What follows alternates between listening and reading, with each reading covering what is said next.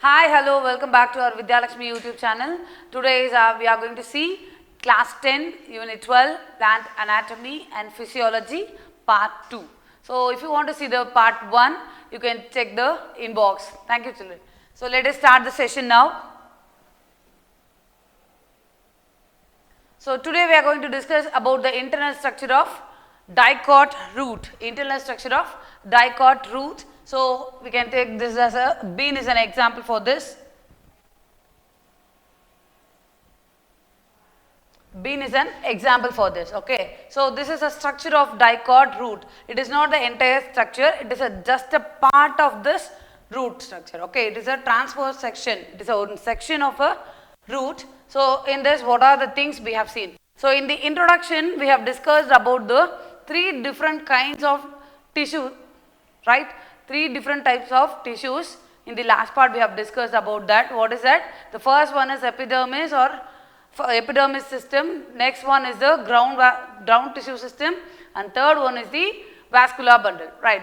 Vascular tissue system. So, all these 3 if you remember, so this part is very easy for you. Okay, always be thorough and be very strong in the basics so that you can able to understand this well. So, in the first layer, so it is the phlegma. Here it is known as the outermost layer, epidermis, right? So, it is the outermost layer. So, you could see here it is the outermost layer.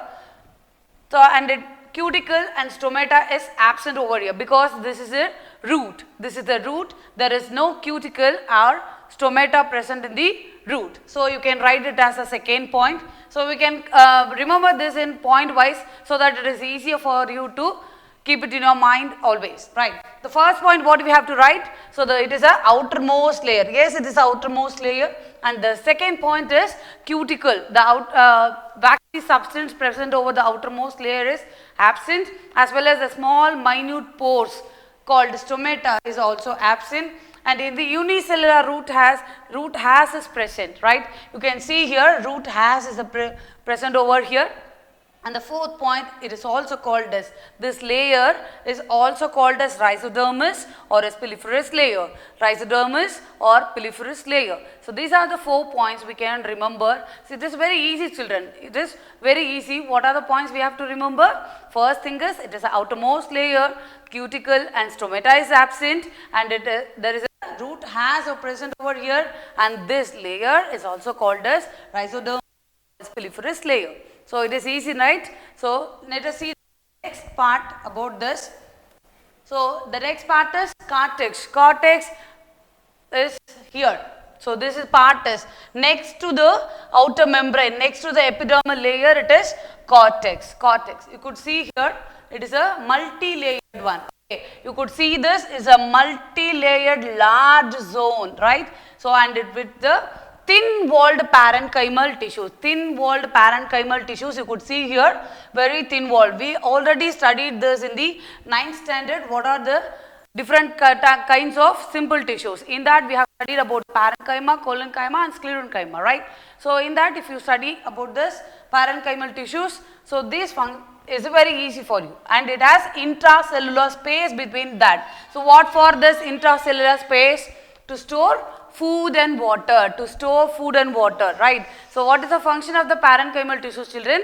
So, it is used for storing of food and water. So, that is the main function of parenchymal tissues, and this is very easy. Cortex part is the first point what you have to remember is, it is a multi-layered zone. Of course, by seeing this itself, we can describe this. It is a multi-layered zone, and it has a thin-walled parenchymal tissues, and it has an intracellular space. What for that intracellular space? To store food and water.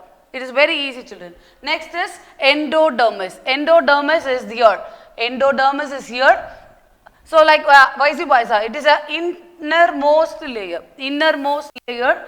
That is the first point over here what we have to remember, innermost layer, and we could see the structure here, barrel shaped. You could see this structure, it is a barrel shaped one and tightly packed, closely packed one, so right, and then it is a thickening on the radial side. This is a radial side and this is the tangential side. Okay. So this stripe is thick band is called as Casparian stripes. Casparian stripes, right? And the last one is, it is helpful. What is the function of this endodermis?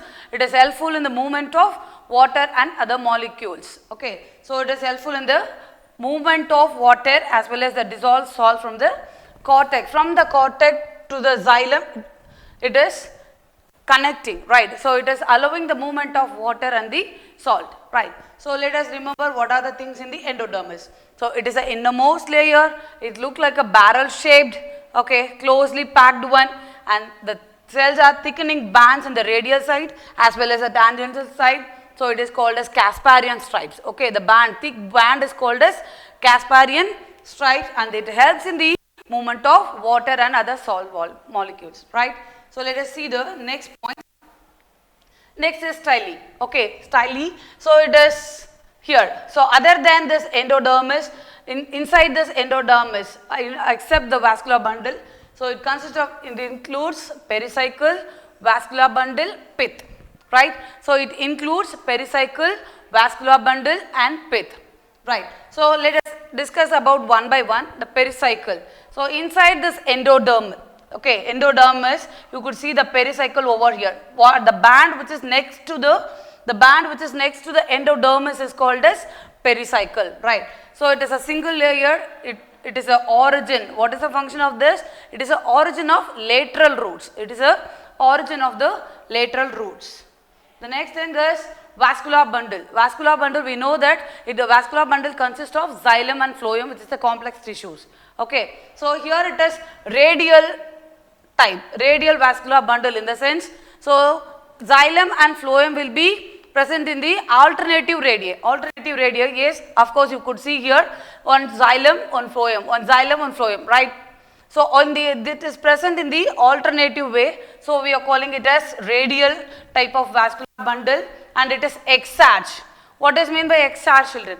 So it is the protoxylem is facing towards the periphery and metaxylem is facing towards the center. Okay, so that is what we are calling it as exarch. What is meant by tetrarch? Here you can see the 4 group of xylem over here. Okay, so that is what it is, a tetrarch. Then this conjunctive tissues of parenchymal tissues, this conjunctive tissues other than this is made up of parenchymal tissues, right?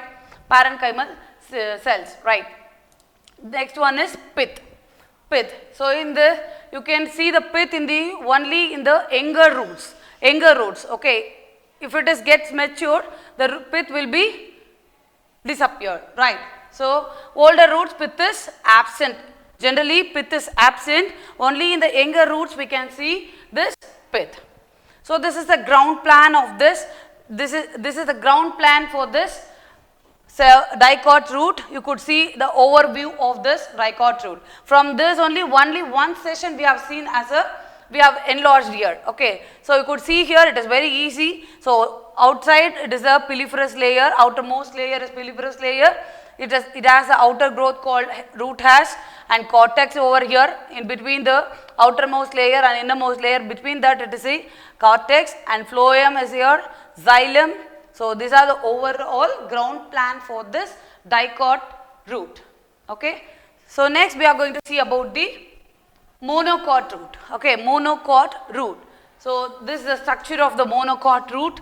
So it is very easy for us if you understand the basics. So we can compare the things, both the monocot and dicot roots. We can compare so that it is very easy for us to write the difference between a monocot and dicot root. Okay. So this is the first thing what we are going to discuss about is the outermost layer, that is called as epiblema or rhizoderm. The other name for this outer membrane is epiblema or rhizodermis. It is also, again, we can write the same point here. It is outermost layer. It is a single layer with thin walled parenchymal tissues. Okay, thin walled parenchymal tissues you could see here. Thin walled parenchymal tissues over there. Stomata and cuticle is absent obviously, right? In the root hairs it is not possible to have a cuticle and stomata. So obviously it is absent over here, and the root hairs. So what is the function of this root hairs? It helps in the absorption of water and minerals. It helps in the absorption of water and minerals, and it protects the inner tissues. It protects the inner tissues. These are the points which we have to remember. It is very easy, children. Okay, what the thing we are going to write both in the monocot, dicot, it is same, right? First point is outermost layer. Epiblemma is the outermost layer. It is also outermost layer in the dicot root also. So it has a thin walled parenchymal tissues. It is different from that. And the stomata cuticle is absent. Root hairs are present over here. The function of the root hair is absorption of water and minerals, and it protects the inner tissues. What is the function of the epiblemma is to protect the inner tissues, right? So let us see the next the cortex. The cortex part of this monocot root. So it is a multi-layered zone. It is composed of parenchymal tissues which is similar to the dicot, right? It has an intracellular space and it stores water and material, food materials. So this is also very similar to the dicot root. When we are studying about the two things, just compare and study so that you can easily understand and you can keep it in your mind very long, right? So what are the points we have to remember here? The first thing is it is a multi-layered zone and it has some parenchymal tissues. It has a intracellular space to store the food and water. That's all, right? The next thing is endodermis. So the first point, almost it is same. So innermost layer of the cortex, it has a Casparian stripes. The thick band of this endodermis is called as Casparian stripes. So this band thickening made by suberin. It is maybe a 1 mark, children, suberin. So here this Casparian stripes were made up of suberin, right? The next thing is stele. So here all the cells inside this endodermis. So endodermis is the innermost layer. Inside this, whatever the things are present, components are present, is called stele. So it has a pericycle, vascular bundle and pith. It has pericycle, vascular bundle and pith. When we talk about the vascular bundle, it contains many patches of xylem and phloem arranged radially. Okay, arranged radially. Here you could see it is arranged radially alternatively. Okay, so xylem is exarch. Xylem is exarch because the protoxylem is facing towards the outer side, periphery, right? Protoxylem is facing towards the outer side and metaxylem is facing towards the center, and it is a polyarch. Of course, the number of xylem over here is numerous. The number of xylem present in this monocot is numerous, so it is polyarch. So the conjunctive tissues is made up of sclerenchymal tissues. The conjunctive tissues which is present inside the xylem and phloem, between that is conjunctive tissue. It is made up of sclerenchymal cells. The next thing is, so the pith, we are going to talk about the pith. Pith is nothing but the center space between this. Okay, center space between the vascular bundle is pith. Okay, so present in the center, it is made up of parenchymal cells. Of course, in this monocot, pith is present. It is also one of the difference between a monocot and dicot. When we talk about dicot, pith is absent.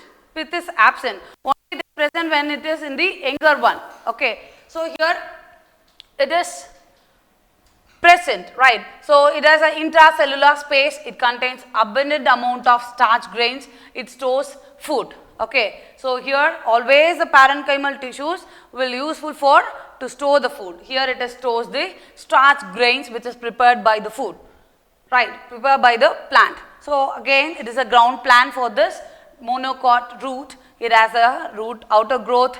Root has outer membrane is called as piliferous layer. Here it is, and the cortex between the endodermis and the piliferous layer, it is called as cortex.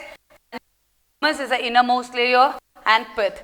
You could remember this. Always monocot root has the pith. That is the main difference between the monocot and dicot, right? So let us discuss about the dicot and monocot root difference between them, right? So still now we have discussed many things. Let us the difference we have studied, right? So here the tissues, what kind of tissues, and it is in the dicot and monocot. Number of xylem in this is tetrarch because it has four xylem tissues were there. Here polyarch means it has many xylem over here. So next is cambium. So cambium, it is present in the dicot during the secondary growth only, not in the primary, right? So it is totally absent in the monocot. It is totally absent in the monocot, and secondary growth is present in dicot, sorry. It is present in the dicot. It is entirely absent in the monocot. No secondary growth were seen in the monocot, and pith is absent. Pith is absent here, and here pith is present. Pith is absent in this dicot. In case of dicot, if it is monocot, it is present. So these are the points we have to remember. It is very important question, children. Just keep throwing it, right? So thanks for watching, children. That's all about my class.